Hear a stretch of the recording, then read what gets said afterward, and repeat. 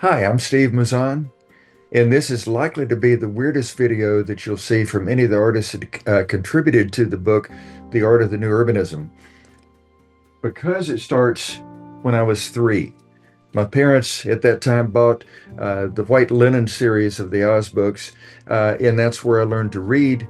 But it's where I also fell deeply in love with pen and ink renderings, which were because these books were filled with the work of some of the greatest illustrators of the early 20th century. And so I've tried to learn to draw that way ever since. Now, where that comes into play within the new urbanism is anytime I'm doing any kind of a code book, like in this case, a living tradition, architecture of the Bahamas, a hand-drawn illustration of a particular pattern or a particular setting for a pattern. Like these are 3 different settings from most vernacular to most refined.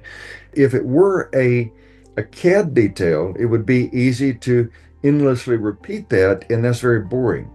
But when you do something that is hand drawn with no particular scale to it, then what someone has to do is to look at that diagram, at the drawing, and say, how am I going to incorporate the essence of this pattern into my work?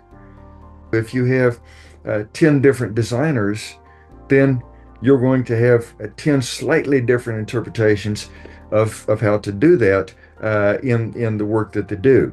And what that does is that creates something that I call a great variety in a narrow range, which is one of the hallmarks of nature. Nature does it best, but we can do it as well in construction if we put out the instructions in a way that causes different people to take slightly different approaches to the work that they do.